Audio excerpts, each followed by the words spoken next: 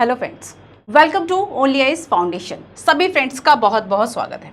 आज की क्लास में हम बात करने वाले हैं resource and development chapter number 2। First chapter हम समझ चुके हैं। क्लास 8 का ज्योग्राफी आपका चल रहा है। 6 और 7 में हमने बहुत सारे ऐसे कॉन्सेप्ट्स को देखा है। जिन बच्चों ने कल की क्लास नहीं देखी रिसोर्सेज 1 वाली, उसको आप देख लीजिएगा। बिकॉज ऑफ उसमें आपको मैंने 6 और 7 में जो ज्योग्राफी हमने पढ़ा, यूपीएससी ने वहां से कैसे डायरेक्ट क्वेश्चन पूछे, तो आपका एक विश्वास है, वो आपका जो एक ट्रस्ट है वह डेवलप होता है कि हाँ, आप जो पढ़ रहे हैं वह सही है। तो लास्ट क्लास अगर आपने नहीं देखी तो उसको देख लीजिए। बिकॉज ऑफ स्टार्टिंग में नंबर ऑफ क्वेश्चंस जो है वह मैंने डिस्कस किए हैं ताकि आपको यूपीएससी मेंस की कुछ समझ बन सके। तो देखो, ये वाला जो आपका क्लास है बड़ा इंपॉर्टेंट है, रिसोर्सेज को लेकर है। रिसोर्सेज एंड डेवलपमेंट में फर्स्ट हम देख चुके हैं कि रिसोर्सेज जो है वह आखिर है क्या, रिसोर्सेज को टाइम एंड टेक्नोलॉजी कैसे किसी भी नेचुरल जो भी सब्सटेंसेस होते हैं उसको कैसे कन्वर्ट करती है रिसोर्सेज में, उन सब पर हमने बात की।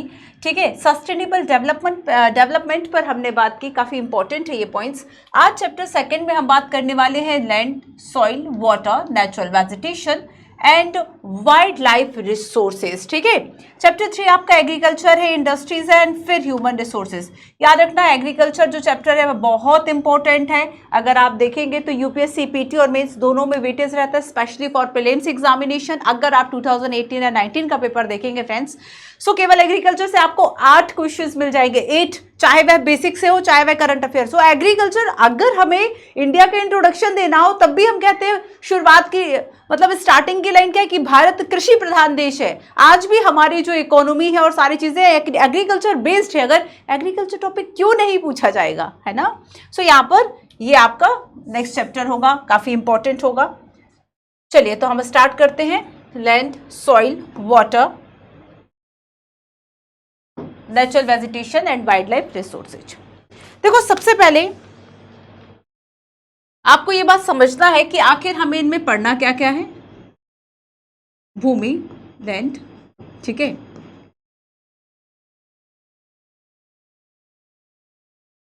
और इसमें हमें 2-3 बातों को समझना है कि आखिर जो इसका यूज है वह क्या है।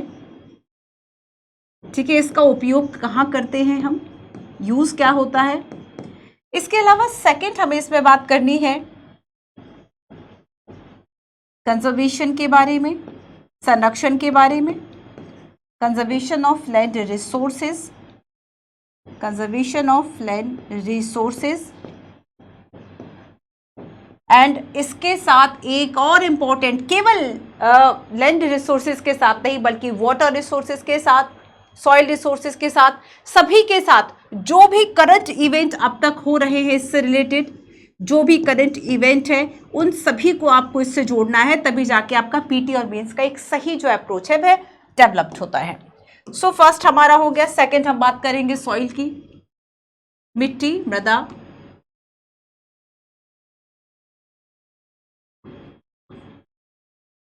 ठीक है, यहाँ पर हमें टाइप ऑफ सॉइल और इन सब की बात नहीं करनी है। यहाँ पर हम बात करेंगे फैक्टर ऑफ सॉइल फॉर्मेशन,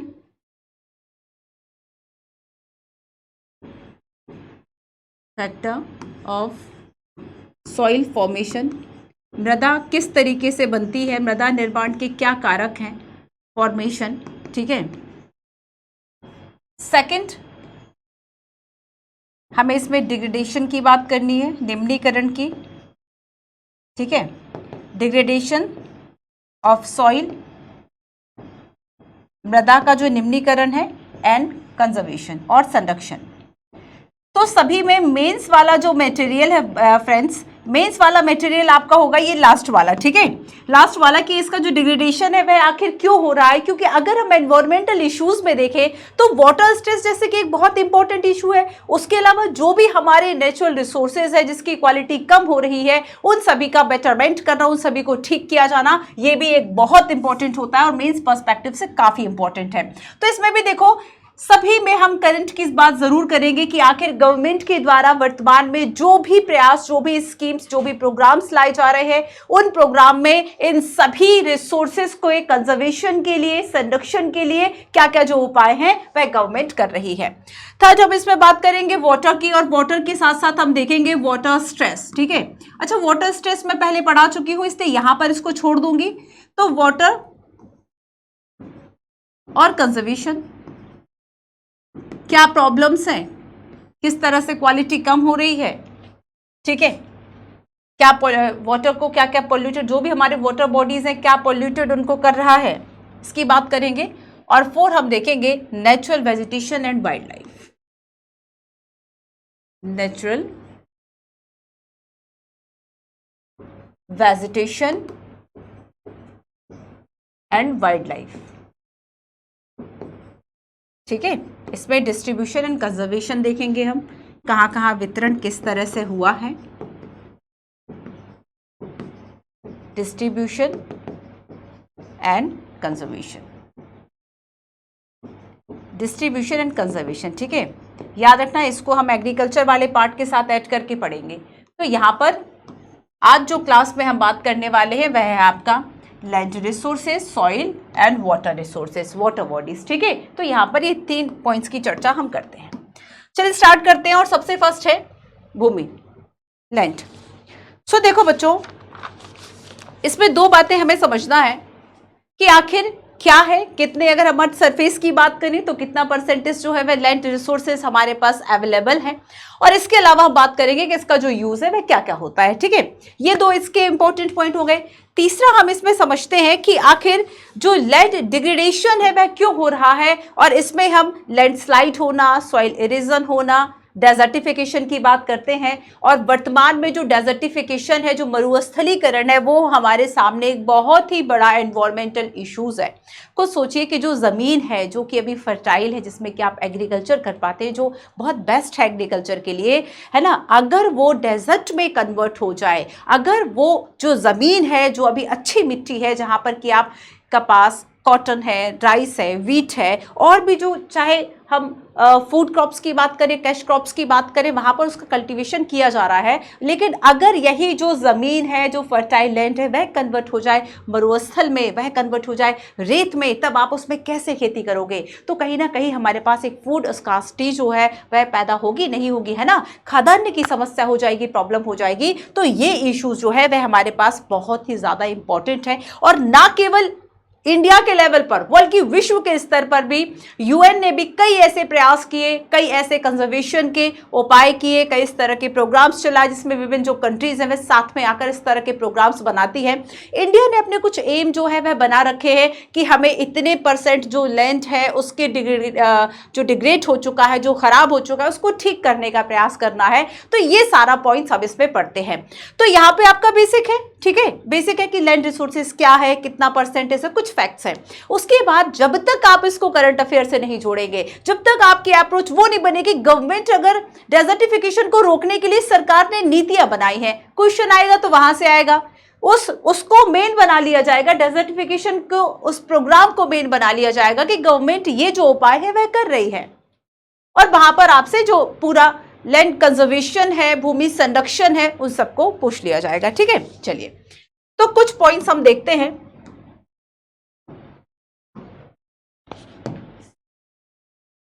भूमि संसाधन आखिर है क्या?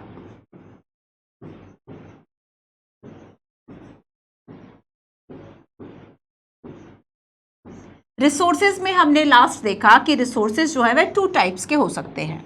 एक तो नेचुरल रिसोर्सेज की हमने बात की थी, और सेकंड हमने देखा था ह्यूमन मेड रिसोर्सेज, और ह्यूमन खुद भी एक रिसोर्सेज है, ठीक है।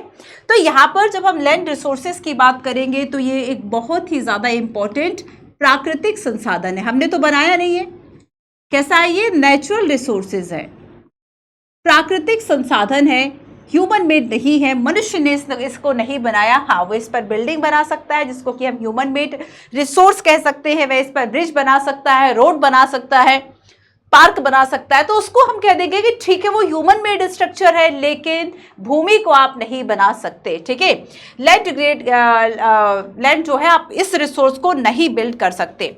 अब देखेंगे कि जो लैंड है वह 30% of total earth surface, 30% of the total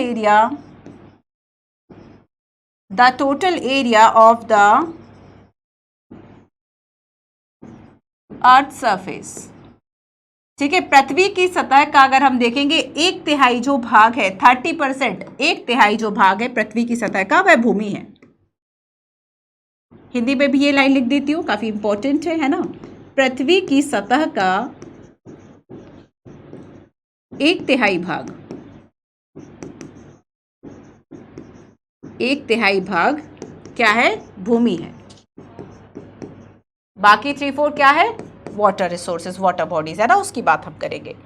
अब देखते हैं बच्चों कि इसका जो डिस्ट्रीब्यूशन है, डिस्ट्रीब्यूशन ऑफ अगर हम पॉपुलेशन की बात करें तो इसके जिस तरह की ज़मीन होगी उस तरह से जो पॉपुलेशन डिस्ट्रीब्यूशन है वह हुआ है, और उसके पीछे कुछ ऐसे फैक्टर्स हैं जो कि काम करते हैं। जैसे कि अगर हम ये देखें, इंडिया का ही अगर हम देखेंगे, सबसे पहले देखो पॉपुलेशन ज़्यादा कहाँ पर है, आप देखेंगे बिहार, यूपी, पश्चिम बंगाल, है ना। तो यहाँ पर जो आपका ये नॉर्थ प्लेन है, ठीक है, जो आपका ये नॉर्थ प्लेन वाला पार्ट है, उत्तरी मैदान वाला पार्ट है, आप ज्योग्राफिकली देखते हैं कि चूंकि यह प्लेन है और यहाँ पर फर्टाइल लैंड है, इसलिए यहाँ पर जो पॉपुलेशन है वह ज़्यादा है।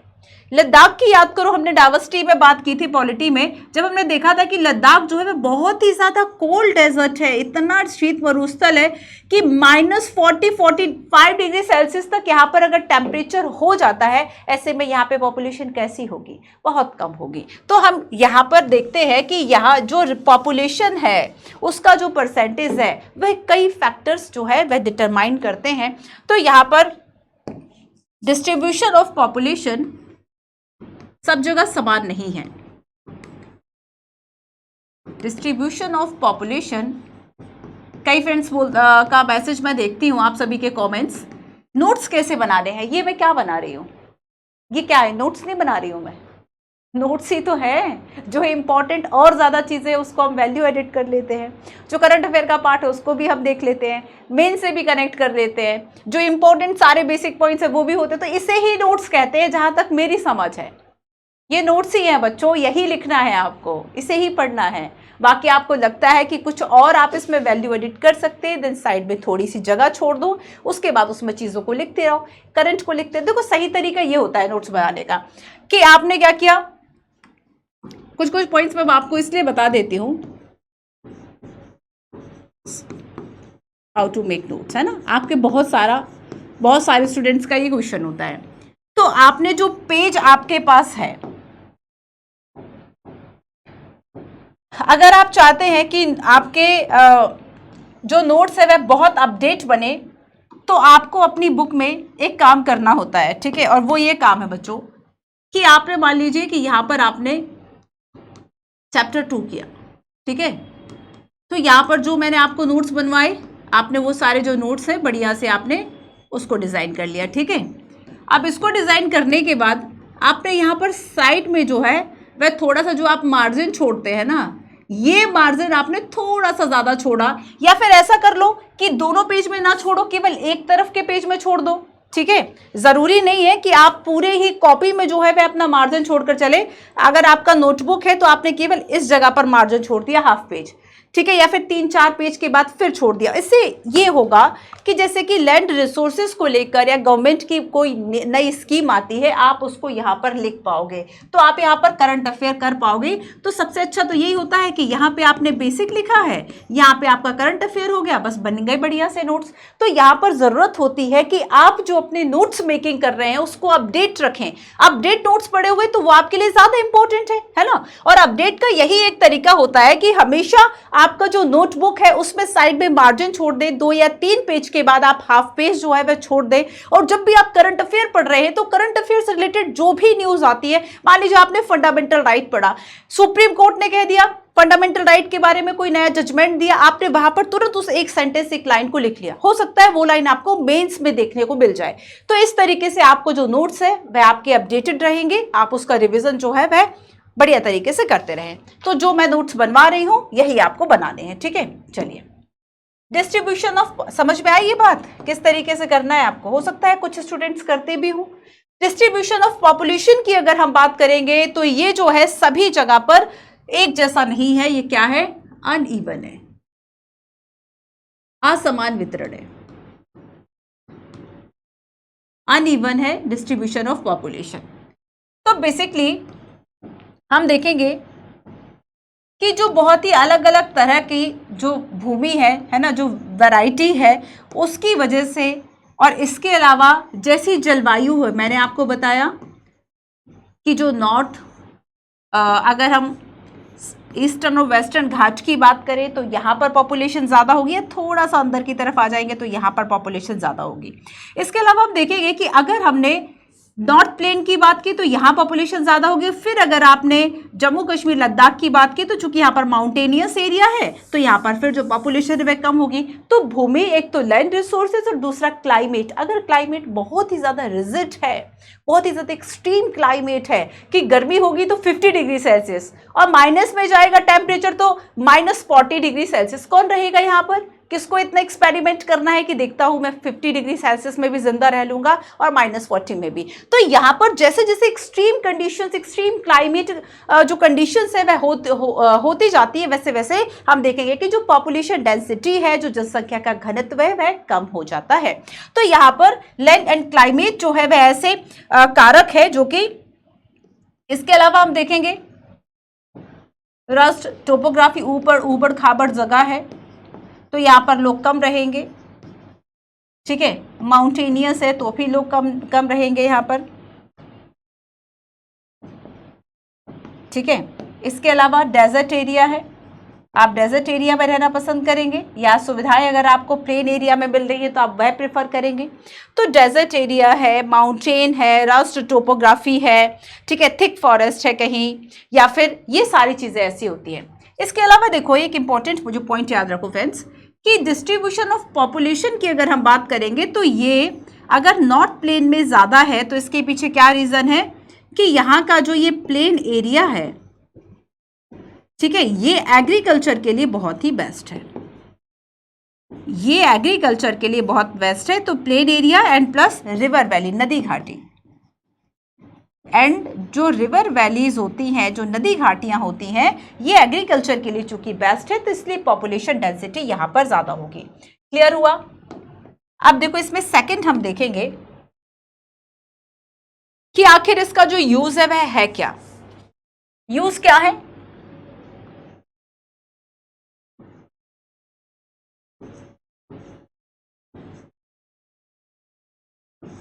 भूमि का जो यूज है सबसे फर्स्ट जैसे कि एग्रीकल्चर, कृषि कार्य करने के लिए आपको जरूरत होती है।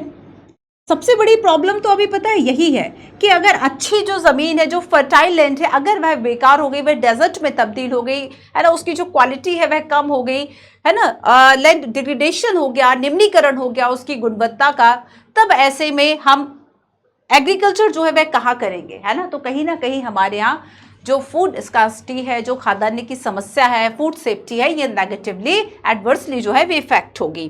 तो हम देखेंगे एग्रीकल्चर है, फॉरेस्ट है, माइनिंग है, बिल्डिंग है, एग्रीकल्चर हो, फॉरेस्ट हो, माइनिंग हो, यही तो यूज होता है, बिल्डिंग बनाना है, या फिर और भी ह्यूमन मेड रिसोर्सेज है। तो हवा में तो आप बनाओगे नहीं, चाहे हम हाउस की बात करें या फिर हम रोड की बात करें, इन सब के लिए आपको लैंड रिसोर्सेज की जो जरूरत है वह होती है। साथ ही हम देखेंगे कि केवल जो डिस्ट्रीब्यूशन ऑफ पॉपुलेशन है, केवल ये इम्पैक्ट नहीं होगा रस्ट टोपोग्राफी से, बल्कि इसका जो यूज है वह भी इस टोपोग्राफी से इम्पैक्ट होगा। फॉर एग्जाम्पल, अगर आपको ट्रेन कहीं पर लेकर जाना है ना, मतलब ट्रेन वहां पर अगर आपको लेके जाना है किसी प्लेस पर, तो आप क्या पहाड़ों में ट्रेन चलवाएंगे, या फिर आप उसके लिए ढूंढेंगे कि हमें समतल जो एरिया है वहां पर हम ट्रेन चलाएंगे। तो यहाँ पर हम देखेंगे कि जो माइनिंग है, बिल्डिंग है, हाउस है, रोड है, ठीक है, एग्रीकल्चर है, फॉरेस्ट है, तो यहाँ पर यूज ऑफ लैंड जो है वह डिटरमाइन करता है कुछ फिजिकल फैक्टर पर। यूज ऑफ लैंड, इसके कुछ निर्धारित कारक होंगे, फिजिकल फैक्टर, भौतिक कारक, फिजिकल फैक्टर, जिससे जो यूज है वह डिटरमाइन होता है। जैसे कि टोपोग्राफी, उसकी स्थलाकृति कैसी है, टोपोग्राफी कैसी है ना, माउंटेनियस एरिया है या फिर प्लेन एरिया है। सेकंड हम बात करेंगे कि वहां का जो सॉइल है, मिट्टी है, वह कैसी है। अगर मिट्टी अच्छी होगी तो वहां पर एग्रीकल्चर होगा, अच्छी नहीं होगी तो नहीं होगा। क्लाइमेट है, वहां की जलवायु है, मिनरल्स है जो वहाँ पर खनिज पदार्थ होते हैं, मिनरल्स है ये प्रभावित करे। अगर मिनरल्स है वहाँ पर बहुत ज़्यादा, तब वहाँ पे क्या होगा कि बिल्डिंग बनाई जाएगी या फिर वहाँ पे माइनिंग की जाएगी, उस मिनरल्स को जो है, उस रिसोर्सेज को, उस नेचुरल सब्सटेंस को यूज़ किया जाएगा, रिसोर्स में कन्वर्ट किया जाएगा, है ना। तो ये सारी चीज़ें। इसके अलावा देखो लैंड जो है वह 2 टाइप की हो सकती है। अगर हम ऑनरशिप की बात करें, ऑनरशिप के आधार पर अगर हम देखें तो जो भूमि है, जो लैंड है, वह 2 टाइप्स की हो सकती है, ठीक है। तो यहाँ पर एक टाइप हो सकता है कि जो किसी समुदाय का हो, किसी समुदाय का उस पर स्वामित्व हो, कम्युनिटी, सामुदायिक भूमि इसको कहा जाएगा, सामुदायिक भूमि। और दूसरा जो प्रकार है कि मान लीजिए किसी पर्सनल, कोई प्राइवेट भी हो सकता है, जो प्राइवेट ओन कर रहा है, तो निजी भूमि भी हो सकती है। तो इसका स्वामित्व जो है वह 2 तरीके से हो सकता है। ऑनरशिप जो लैंड का है, या तो कम्युनिटी हो सकती है या तो कोई प्राइवेटली जो है वह उसको ओन कर सकता है। क्लियर। अब आया इंपॉर्टेंट टॉपिक जहां से मेंस और पीटी में जो क्वेश्चन है वह ज्यादा पूछे जा सकते हैं, ठीक है, उसकी हम बात करेंगे। लेकिन यहां पर मैं पहले आपको इसरो का एक एटलस बताती हूँ। देखो एक तो ये पीटी के लिए क्या इंपॉर्टेंट हो गया कि आखिर लैंड डेजर्टिफिकेशन के लिए, desertification and land degradation Atlas जो है ये किसके द्वारा लाया गया, ये इसरो के द्वारा, Indian space research organisation, ISRO ने ये जो एटलस है, ठीक है, वह पब्लिश किया। shown that land degradation and desertification had increased significantly in recent year। और यहाँ पर बताया गया कि जो भूमि निम्नीकरण है और जो मरुस्थलीकरण है, 2 बातें हैं, डिग्रेडेशन एंड डेजर्टिफिकेशन। निम्नीकरण मतलब भूमि की गुणवत्ता का कम हो जाना, ठीक है, निम्नीकरण। और जब हम डेजर्टिफिकेशन की बात करेंगे, डेजर्टिफिकेशन यानी मरुस्थलीकरण, जैसे कि अगर हम राजस्थान की बात करें, एमपी, ओडिशा, महाराष्ट्र, इन सब में जो डेजर्टिफिकेशन है वह बढ़ रहा है, ठीक है। जैसे तेलंगाना में भी डेजर्टिफिकेशन की समस्या है। और अभी रिसेंटली अगर हम करंट अफेयर देखें, कुछ रिपोर्ट्स बताती है कि लगभग 30% ऐसा एरिया है, 28% के आसपास, है ना, 28% के आसपास ऐसा एरिया है, ठीक है। अगर हम टोटल एरिया की बात करें इंडिया में, तो यहाँ पर टोटल एरिया ऐसा है जिसका कि डेजर्टिफिकेशन हो रहा है, जिसका कि डेजर्टिफिकेशन जो है वह हो रहा है। तो यूपीएससी क्वेश्चन पूछता है कि इस डेजर्टिफिकेशन को रोकने के लिए क्या उपाय किए जा सकते हैं। जैसे कि अगर हम राजस्थान और यहाँ पर जो मरुस्थल एरिया है, जो डेजर्ट है, उसको, उसके विस्तार, उसके एक्सपेंशन को रोकने के लिए क्या कर सकते हैं कि हम वहाँ पर जो पेड़ है वहाँ पे लगा सकते हैं कि एक तरफ जो है वह डेजर्ट रहे, दूसरे तरफ से जो है वेजिटेशन और बाकी चीजें एग्रीकल्चर हो सके। तो यहाँ पर हम एक तरीके से एक जो बेल्ट है, फॉरेस्ट की जो बेल्ट है, ट्रीज की, वह लगा सकते हैं। तो ये डेजर्टिफिकेशन को रोकने के और क्या एरिया जो काम है वह हो सकते हैं, ये काफी इंपॉर्टेंट है, ठीक है। सो यहां पर नेक्स्ट देखो, लैंड डिग्रेडेशन अगर हम देखें क्या क्या और प्रॉब्लम हो सकती हैं, तो बेसिकली देखो, major threat of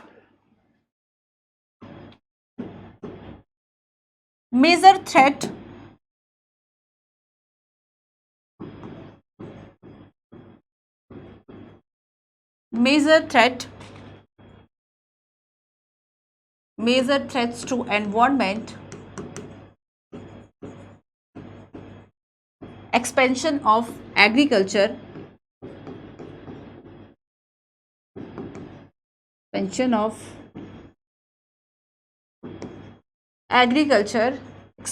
of agriculture and constructive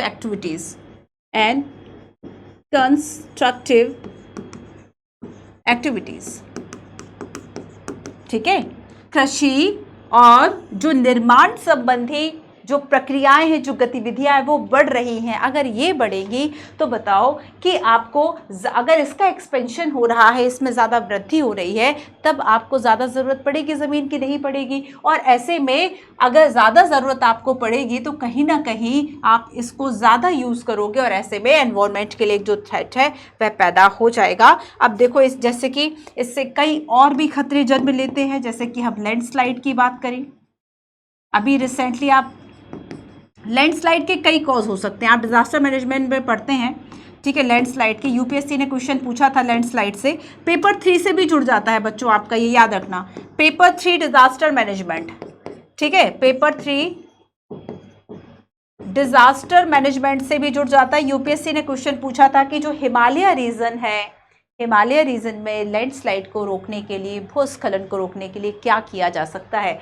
landslide का मतलब क्या होता है कि मान लीजिए कोई ऊंचा एरिया है, पहाड़ी एरिया है, माउंटेन है, तो इसका एक बड़ा हिस्सा जो है वह ढलान की तरफ खिसक आता है, ठीक है। तो इसे हम क्या कहेंगे, यहाँ का जो हिस्सा है वह खिसक के आ गया। आपने जो भी यहाँ निर्माण कार्य किया था, जो बांध बनाया था, जो रोड बनाया था, जो भी आपने यहाँ पे कंस्ट्रक्टिव वर्क किया था, वो सब खत्म हो गया। तो यहाँ पर डिजास्टर भी है, ये है ना, डिजास्टर भी है, जान माल की हानि होती है। तो लैंडस्लाइड को रोकने के क्या क्या जो उपाय है वह हो सकते हैं। स्पेशली अगर हम हिमालय रीजन में देखें तो यूपीएससी ने पेपर 3 डिजास्टर मैनेजमेंट में इसको पूछा था बच्चों, ठीक है। इसको कनेक्ट कर लेना उससे। आगे देखो सॉइल इरोजन। अब जो सॉइल इरोजन है, मृदा अपरदन की अगर हम बात करें तो ये दोनों तरीके से हो सकता है।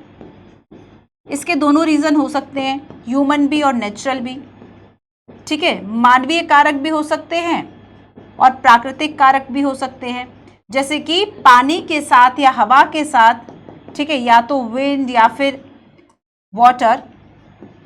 जो मृदा की ऊपरी परत है वह या तो उड़ जाए या तो बह जाए, है ना, सॉइल इरोजन हो गया ना। या फिर अगर हम ह्यूमन की बात करें तो यहाँ पर क्या हो सकता है कि हमने इतना ज़्यादा पेड़ों की कटाई कर ली कि उससे जो ऊपरी लेयर, जो मृदा की जो इम्पोर्टेंट जो लेयर है, वो जो बंधी रहती थी पेड़ों की, जो रूट्स हैं, जो जड़ें हैं, वो बह गई, है ना।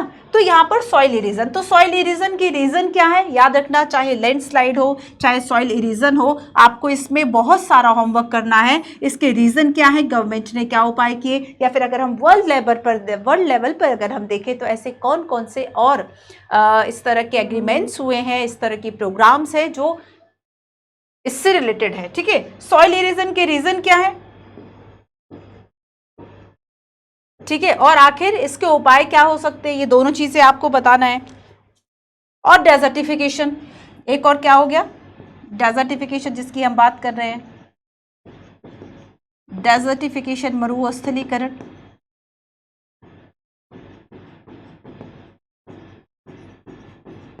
अभी ज्यादा इंपॉर्टेंट डेजर्टिफिकेशन, इसके बारे में कुछ करंट की जो चीजें हैं भी लिखवा देती हूँ, ठीक है। इसके पहले देखो, अगर हम कंजर्वेशन की बात करेंगे फ्रेंड्स, ठीक है, अगर हम कंजर्वेशन की बात करेंगे तो वह क्या होगा, ये मैं बना रहने देती हूं ताकि आपको याद रहे, ठीक है। आइए लैंड कंजर्वेशन की बात करते हैं।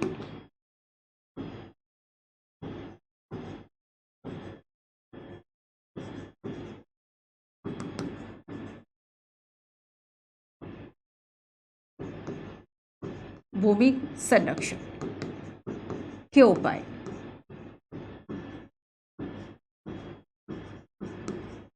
क्या क्या हो सकता है ऐसा। तो इसमें सबसे फर्स्ट है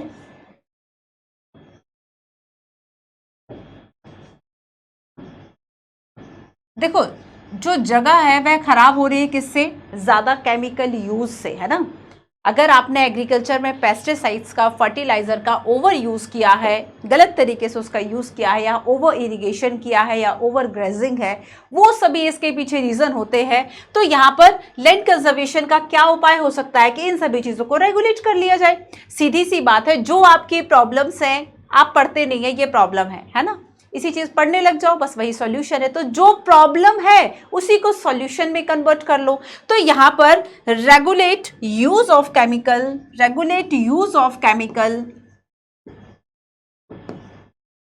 पेस्टिसाइड्स एंड फर्टिलाइजर,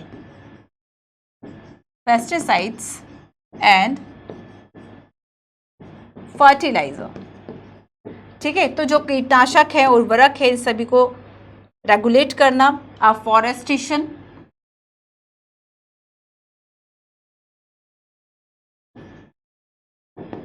यही इसका, पेड़ों की कटाई, ये प्रॉब्लम है, और पेड़ों को लगाना, ये इसका सॉल्यूशन है।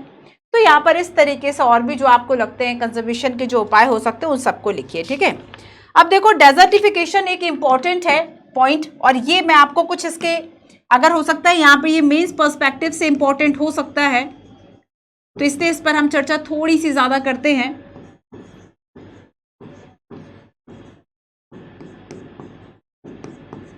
और अगर देखो कभी लिखा जाता है अगर, ठीक है, मान लीजिए आपने डेजर्टिफिकेशन जो है वह क्वेश्चन में आ गया, ठीक है, मरुस्थलीकरण, और ये आ गया क्वेश्चन आपको 250 वर्ड में, 250 वर्ड में आ गया प्लस 15 मार्क्स का आ गया, ठीक है, 250 वर्ड्स और 15 मार्क्स का आ गया। तब आप इसको कैसे सॉल्व करोगे? आपको बताना है कि डेजर्टिफिकेशन जो है वह आखिर क्या है, ठीक है, इसकी डेफिनेशन बता देनी है, इसको डिफाइन कर देना है शॉर्ट में। डिफाइन के अलावा आपको इसमें कुछ डेटा या कुछ जो फैक्ट है वह देना होता है। कोई रिपोर्ट आपने लिख दी, ठीक है, और यहाँ पर मैंने इसरो की जो रिपोर्ट है इसका सहारा लिया। बस यही होता है ज़्यादा पढ़ने से कि आपने थोड़ा सा ज़्यादा पढ़ा है तो आप उस स्टूडेंट के कंपैरेटिवली बहुत बेस्ट आंसर लिख पाओगे विथ फैक्ट एंड डेटा। तो आपने इसरो की रिपोर्ट लिख दी जिसमें यह कहा गया कि 28% के आसपास टोटल एरिया ऐसा है जो अभी डेजर्टिफिकेशन जो है इसका जो एक्सपेंशन हो रहा है इससे प्रभावित हो रहा है, ठीक है। 28% ऐसा एरिया है और टोटल एरिया में आप इसके जो कुछ स्टेट के नाम है वह भी लिख सकते हैं, जैसे कि राजस्थान, जैसे कि राजस्थान, जैसे कि महाराष्ट्र, ठीक है, जैसे कि महाराष्ट्र, जैसे एमपी, तेलंगाना, ठीक है, ओडिशा। ये कुछ ऐसे स्टेट हैं जहां पर जो डेजर्टिफिकेशन है ये बढ़ रहा है। तो ये इसका जब एरिया है हम देखेंगे 28%। अब देखो इसके कॉज क्या हो गए, अगर हमें डेजर्टिफिकेशन के कुछ कॉज देखें। अब देखो यही जो कॉजेज हैं, यही जो कारण है, उनको हम अगर दूर कर पाएं तो वही हमारे लिए सॉल्यूशन हो जाएंगे। तो यहाँ पर कॉज में हम सबसे पहले देखते हैं लॉस ऑफ सॉइल कवर। सबसे ऊपर जो सॉइल कवर है, लॉस ऑफ सॉइल कवर, ठीक है। अगर ऊपर से मिट्टी की जो पतली परत रहती है ना, अगर ये हट गई जिसमें कि पेड़ पौधे ये सब हुआ करते हैं, ठीक है, अगर ये परत जो है वह हट जाती है तब ऐसे में क्या होगा, अगर सॉइल कवर हट गई तो ऐसे में जो डेजर्टिफिकेशन है ये शुरू हो जाएगा। अब देखो ये सॉइल कवर हट जाए, ये इसका रीजन क्या हो सकता है? तो इसका रीजन हो सकता है रेन, इसका रीजन हो सकता है विंड, है ना, वाटर, ये सारे इसके रीजन हो सकते हैं। ह्यूमन मेड भी हो सकते हैं। ह्यूमन मेड में अगर हम देखें तो पेड़ों को कट करना, कटिंग ट्रीज, कटिंग फॉरेस्ट, जंगलों को काटना। मनुष्य की आवश्यकताएं इतनी ज्यादा बढ़ रही हैं, जैसे कि अगर हम देखें दिल्ली की बात कर ले, जो भी फ्रेंड्स, जो भी स्टूडेंट ऐसे हैं जो कि दिल्ली में रहते हैं, आपने देखा होगा कि यहाँ अगर सबसे ज़्यादा आपको कमी दिखाई देती होगी वह जगह की दिखाई देती होगी। बहुत कम ऐसी जगह होगी जहाँ पर आपको थोड़ा सा एक स्पेस जो एरिया है वह मिलता होगा, या तो आपको ज़्यादा जो हाईवे साइड है वहाँ पर मिल सकता है। मतलब अगर स्पेशली आप दिल्ली की बात करेंगे तो जो यूनिवर्सिटी वाला एरिया आपको वहाँ पर थोड़ा सा दिख सकता है, वो भी ज़्यादा नहीं। तो यहाँ पर चूंकि लैंड यूज इतना ज़्यादा है, पॉपुलेशन डेंसिटी की अगर हम बात करें, जनसंख्या घनत्व जानते हो कितना है? लगभग आई थिंक 11,000 के आसपास है, 11,000, है ना। तो यहां पर देखो अगर पॉपुलेशन डेंसिटी बहुत ज्यादा है और ऐसे में आपको ज्यादा जरूरत है जगह की, तब आप क्या करोगे? पेड़ों को काटोगे, है ना, पेड़ों को काटोगे, उसका यूज करोगे। तो कटिंग फॉरेस्ट, है ना, और ये कटिंग जो फॉरेस्ट है, पेड़ों का काटना, ये एडवर्सली अफेक्ट करेगा, एडवर्सली अफेक्ट करता है सॉइल को, बहुत नेगेटिवली क्या करता है, ये जो मिट्टी है उसको एडवर्सली अफेक्ट करेगा, ठीक है। इसके अलावा और कॉज क्या हो सकता है डेजर्टिफिकेशन का? Water and wind erosion, water and wind erosion, ठीक है। क्लाइमेट चेंज तो हर जगह है, कहाँ नहीं है? क्लाइमेट चेंज होना, जहां पर बारिश नहीं होती थी वहां पर बहुत ज़्यादा रेनफॉल हो रहा है और जहां होती थी वहां पर कम हो गया। तो इस तरीके से डेजर्टिफिकेशन, ठीक है, ये इंपॉर्टेंट इसके कुछ पॉइंट्स हैं। अब देखो बच्चों, इसमें एक बात और याद रखो, गवर्नमेंट ने जो है वह आखिर क्या उपाय किया है, ये भी बहुत इंपॉर्टेंट होता है। प्रॉब्लम आपने देख लिया, कुछ कॉज आपने देख लिया, एक दो रिपोर्ट्स आपने देख ली। अब इसके अलावा हम बात करने वाले हैं कि यहाँ पर जो गवर्नमेंट है उसने क्या क्या उपाय जो है वह इसके लिए किए हैं, ठीक है। चलिए गवर्नमेंट के उपाय की बात कर लें, ये आपका सॉल्यूशन का पार्ट हो गया। नेशनल इंटरनेशनल लेवल पर हम बात करेंगे, है ना। तो गवर्नमेंट आखिर डेजर्टिफिकेशन को दूर करने के लिए क्या क्या जो उपाय हैं वह कर रही है। अब ये आपका होमवर्क भी है कि यहाँ मैं आपको केवल बता रही हूँ कि ये प्रोग्राम्स हैं, अब आपको इन सभी प्रोग्राम्स को पढ़ना है। देखो मैं अपनी हर एक क्लास के साथ, क्योंकि केवल आपका जो काम है वह इसमें नहीं चलेगा कि इसमें जो कुछ लिखा हुआ है बस वो पढ़ लिया उसमें काम चल गया। जब तक आप इसको, ये बेसिक है बच्चों, आप जब तक इसको एडवांस से कनेक्ट नहीं करोगे, करंट अफेयर से कनेक्ट नहीं करोगे, बाकी टॉपिक से इंटरलिंक नहीं करोगे, कैसे यूज होगा आपका।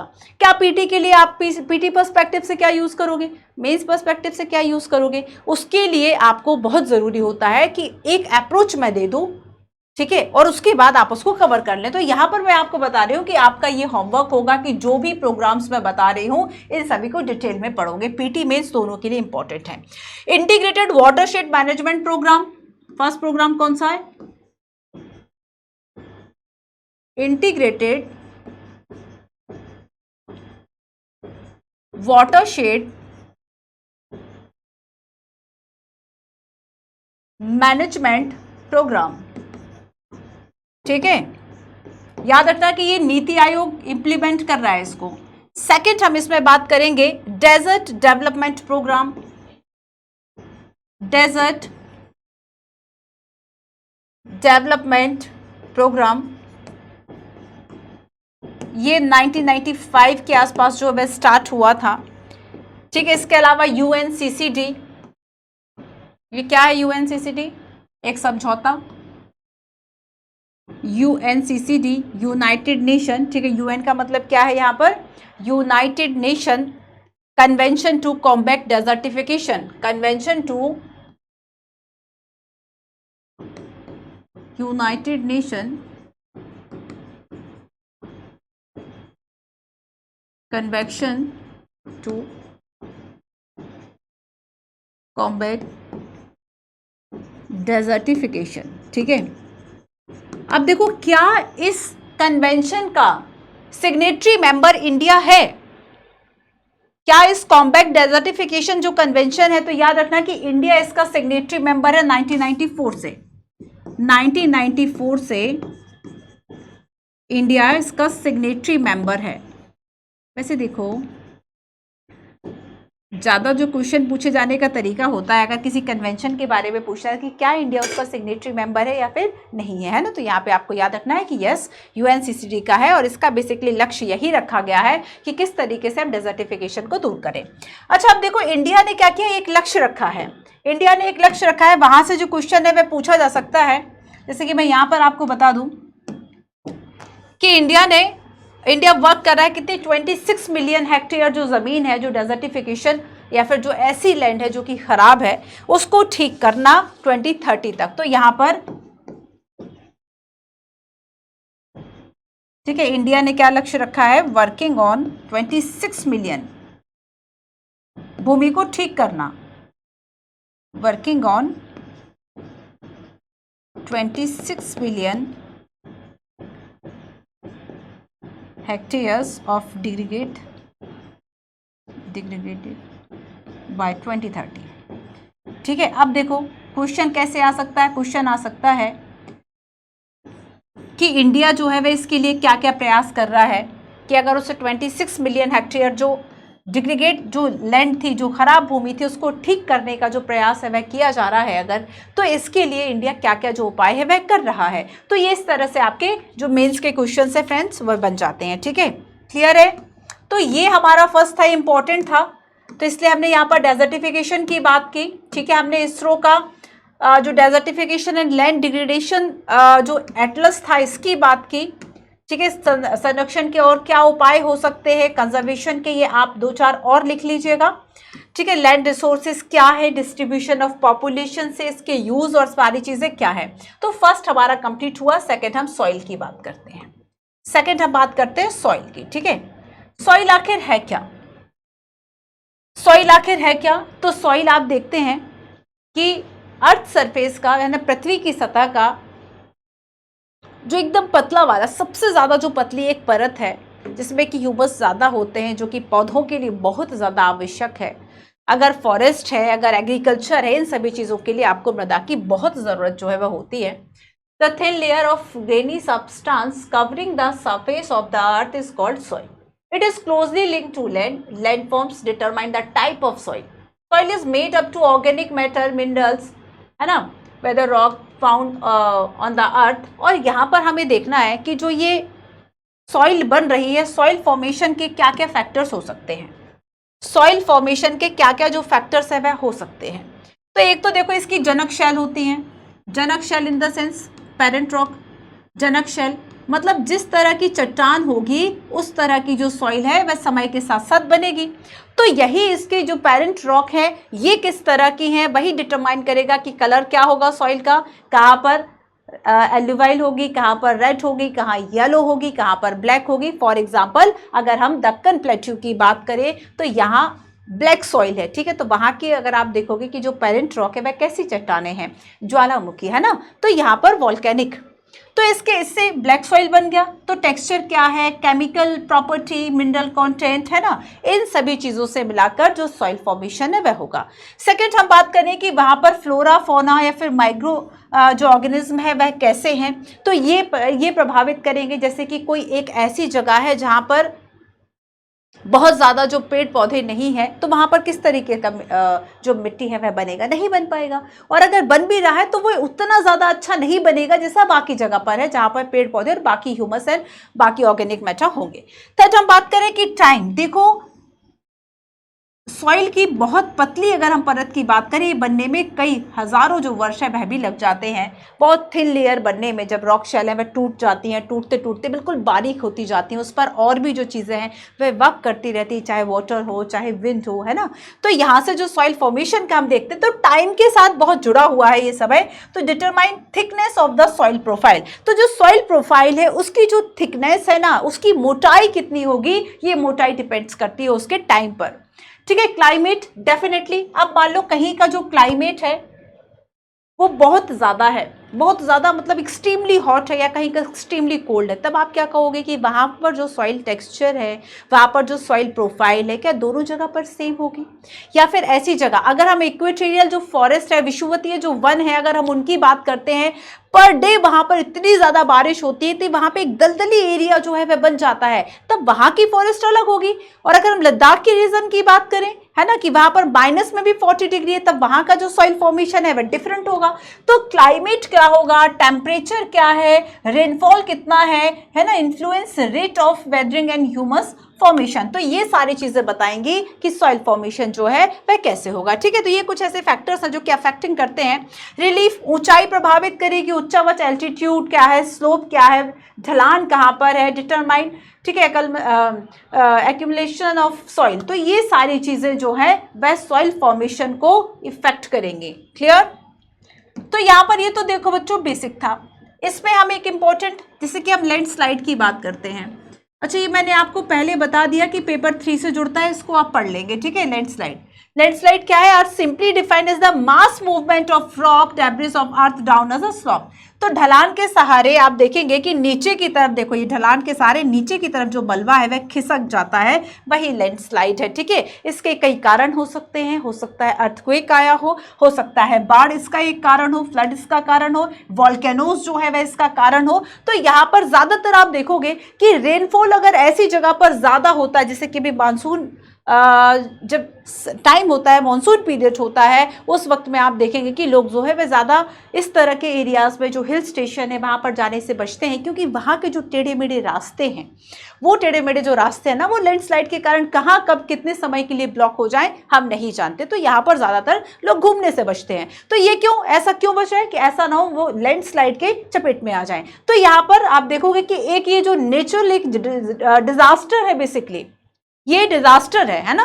तो यहाँ पर लैंडस्लाइड को रोकने के क्या उपाय हो सकते हैं, पेपर 3 के लिए आप इसको पढ़ते हैं। देखो जब तक आप चीज़ों को कनेक्ट करना नहीं सीखोगे ना कि कहाँ पर पेपर 3 का है, कहाँ पर बाकी सब है, तो चीज़ें जुड़ी हुई हैं। जैसे कि मैंने आपको करंट अफेयर के बताया कि करंट अफेयर में अगर आप डेजर्टिफिकेशन को पढ़ रहे हैं, आप देखना कि इस आप आज सर्च करना, या फिर आपने अगर इसके पहले पढ़ा हो तो ये आपका बेसिक था, आप बहुत इजीली कनेक्ट कर पाओगे और आपके इंसाइट्स डेवलप होंगे कि अच्छा ये टॉपिक मैंने यहाँ पे पढ़ा है ना। तो ये चीज़ें बच्चों आपको याद रखनी है।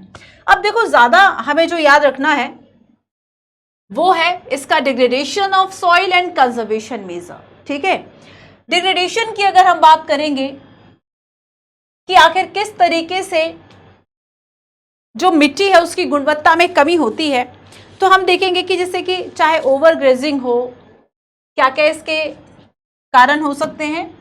ठीक है, देखिए आप इसके शॉर्ट नोट्स बना सकते हैं, ठीक वैसे ही जैसे कि हमने लैंड रिसोर्सेज के बनाए कि एक साइड आप इसके लिख लीजिए कि कॉज क्या है डिग्रेड होने की, और सेकंड आप जो टेबल बनाएंगे सेकंड तरफ आप उसके लिख लीजिए कि कंजर्वेशन के क्या उपाय हो सकते हैं। तो फैक्टर्स जो कि डिग्रेड करते हैं जैसे कि डिफॉरेस्टेशन है, ओवर ग्रेजिंग है, over use of chemical fertiliser pesticides है, रेन वॉश है, लैंडस्लाइड्स एंड फ्लड्स, तो ये सब क्या होते हैं कि इससे आप देखेंगे कि जो सॉइल है उसमें कमी हो जाती है। ठीक है, डिग्रेडेट हो जाता है, मृदा निम्नीकरण हो जाता है।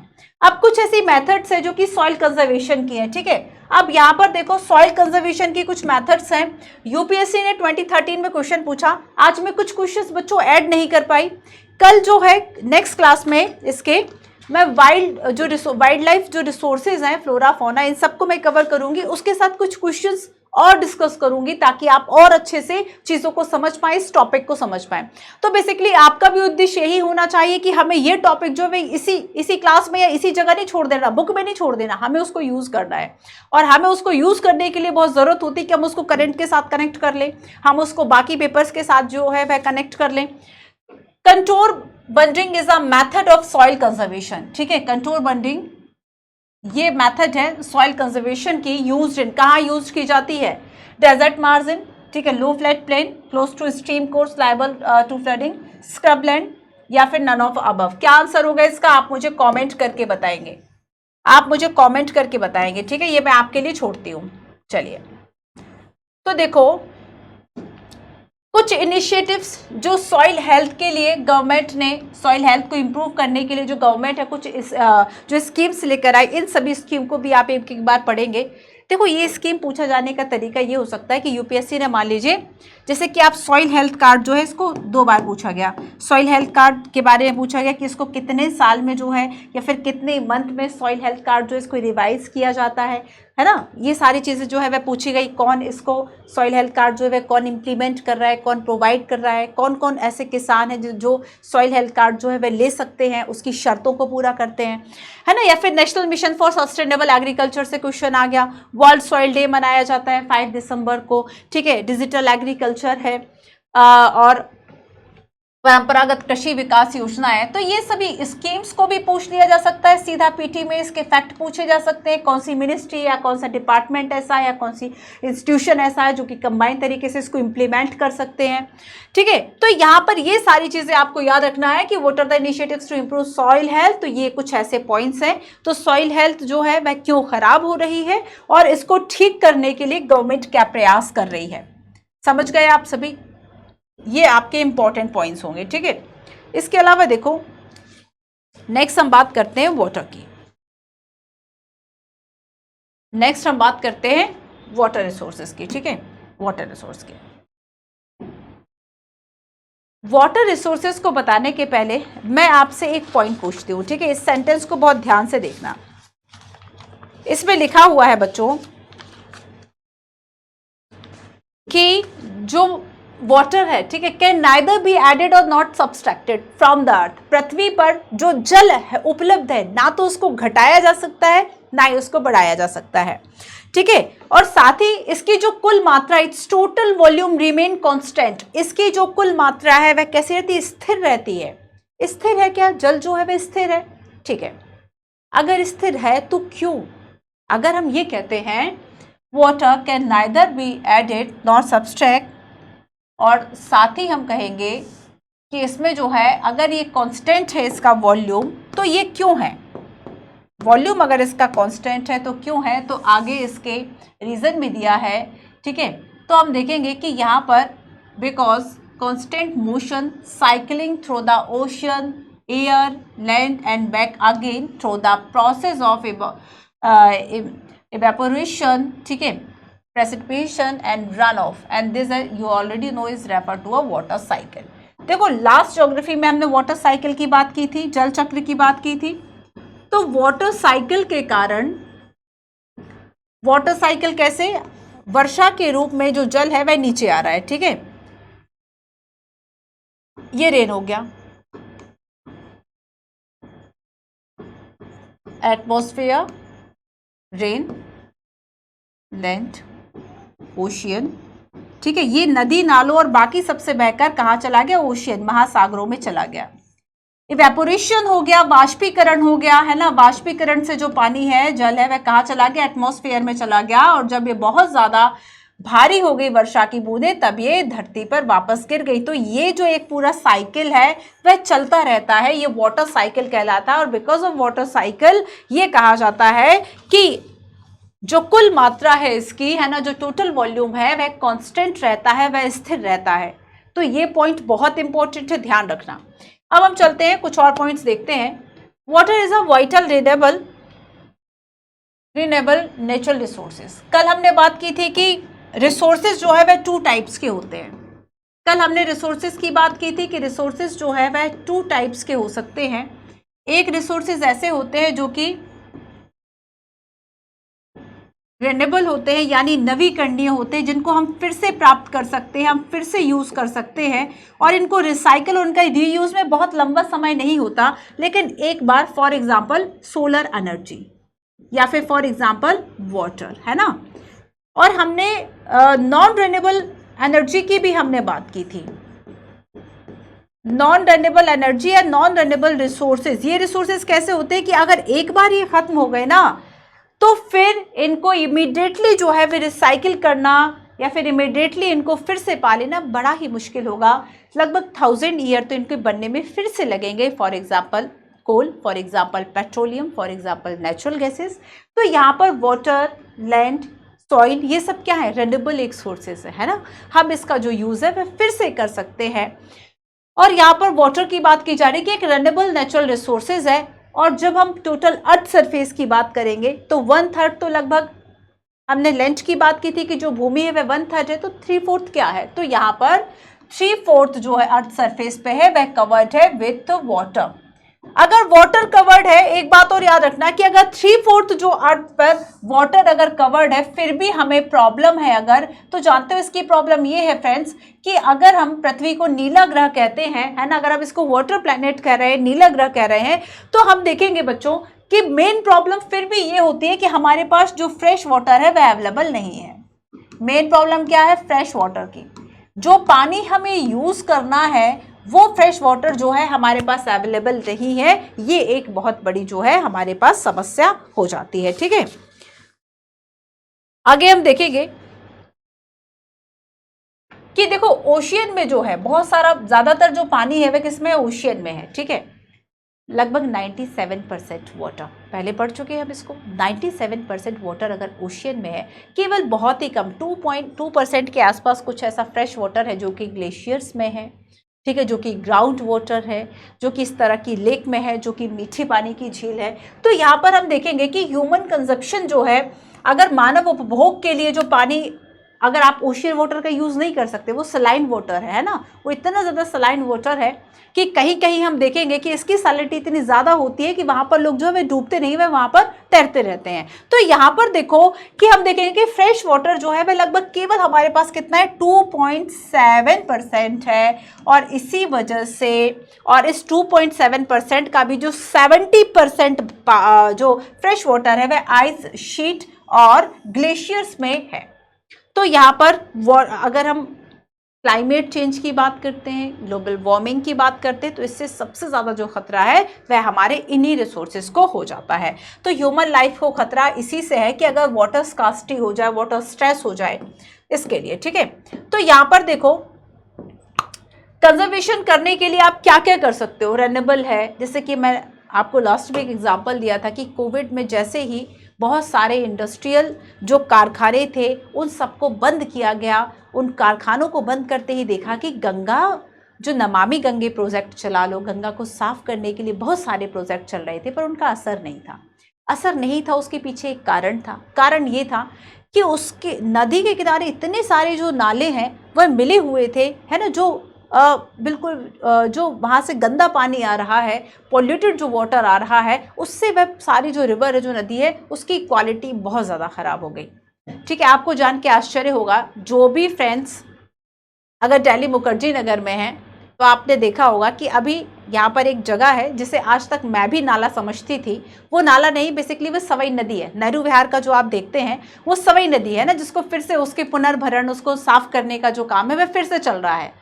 तो यहाँ पर इस तरीके के जो काम है वे किए जाते हैं ताकि जो वाटर रिसोर्सेज है, जो हमारी वाटर बॉडीज हैं, उसको साफ रखा जा सके, उसकी जो क्वालिटी है उसको ठीक किया जा सके।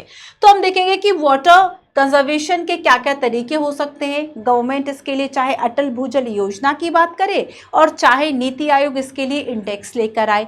ठीक है, तो यहाँ पर ये सारी स्कीम्स ऐसी, आप जैसे कि मैंने आपको लैंड रिसोर्सेज के लिए बताया, सॉइल हेल्थ के लिए बताया, अब ये आपका होमवर्क है, आपको ढूंढना है कि गवर्नमेंट ऐसी कौन कौन सी स्कीम जो लेकर आई है जो कि वाटर रिसोर्सेज के लिए है। ठीक है, तो यहाँ पर बहुत ज़रूरी है आपको ये होमवर्क करना। अब एक्सरसाइज में देखते हैं क्या क्या इंपॉर्टेंट क्वेश्चंस हैं। Which are two main climate factor responsible for soil formation. Soil formation के लिए कौन से इंपॉर्टेंट फैक्टर्स रिस्पॉन्सिबल हैं? टाइम, क्लाइमेट, ये सारी चीज़ें। Write any 2 reason for land degradation today. क्या ऐसे रीज़न हैं लैंड डिग्रेडेशन के, भूमि निम्नीकरण के क्या रीज़न हैं? Why is land consider an important resources. Name any 2 steps that government has taken to conserve planet and animals। ठीक है, ये वाइल्ड लाइफ रिसोर्सेज मैं नेक्स्ट कराऊंगी आपको। ठीक है, एग्रीकल्चर के साथ हम इसको कर लेंगे, तब आपको ज़्यादा अच्छे से समझ आएगा। Suggest 3 way to conserve water. ठीक है, ये आपका होमवर्क रहेगा, आपको ये सारे एक्सरसाइज जो है वे सॉल्व करनी है। देखो, ज़रूरत आखिर कितनी होती है। क्लास जब हुई, आपने 1 या 1.5 घंटे की जो क्लास देखी, पूरे अटेंटिव होकर आपने इस क्लास को देखा, नोट्स बनाए, जो क्लास में आपको होमवर्क मिलता है वो आपने होमवर्क किया। एक रीडिंग भी आपको प्लस करनी है, बिना रीडिंग के नहीं होगा बच्चों, रीडिंग आपको करनी पड़ेगी, उससे हमारी समझ बनती है, पढ़ने की हैबिट जो है वह रीडिंग हैबिट डेवलप होती है। ठीक है, उसके अलावा जो होमवर्क मिला है वो आपने किया। एक्सरसाइज जो मैंने आपको दी है, इसके क्वेश्चंस आपने लिखने की कोशिश की। थोड़ा सा जो है आप गूगल पर सर्च कर लो कि वाटर कंजर्वेशन है, सॉइल कंजर्वेशन है, डेजर्टिफिकेशन है, इसको लेकर जो रिसेंटली क्या क्या स्कीम्स और क्या क्या अभी वर्ल्ड लेवल पर इस तरह के कन्वेंशंस हैं जो जहाँ पर इस मुद्दे को उठाया गया। ठीक है, इन सभी चीज़ों को कर लो और नेक्स्ट क्लास को करने के पहले रिवीजन कर लो, यही बात होती है। या फिर 15 डेज में या फिर 1 वीक में या फिर मंथली आप अपने रिवीजन का टाइम रखें। तो ये इस तरीके से आपको ज़रूरत होती है कि आप सभी टॉपिक्स पर, सभी सब्जेक्ट्स पर अपना एक होल्ड रख पाएँ। करंट अफेयर में अगर कुछ पढ़ रहे हो तो उसको इससे कनेक्ट करने की ज़रूरत होती है। चलो, अब टिक द करेक्ट आंसर्स, ये आप देखते रहना। अब नेक्स्ट हम बात करेंगे natural vegetation and wild life resources की। ठीक है, तो हमने लैंड की बात की, सॉइल की बात की, वाटर की बात की, वाटर कंजर्वेशन की बात की। कल हमारी जो चर्चा है वह एग्रीकल्चर को लेकर होगी। एग्रीकल्चर बहुत इंपॉर्टेंट है और इसके साथ जो यूपीएससी के पीटी और मेंस में अब तक क्वेश्चन पूछे गए हैं उसको देखेंगे। साथ ही कुछ क्वेश्चंस की हम आंसर फॉर्मेटिंग करने की जो कोशिश है वह भी करेंगे। ठीक है, चलिए फ्रेंड्स, तो आज की क्लास में इतना ही। मिलते हैं हम अपने कल की क्लास में। तब तक के लिए नोट्स बनाते रहिए, रिवाइज करते रहिए और नेक्स्ट क्लास में आने के पहले। Thank you so much.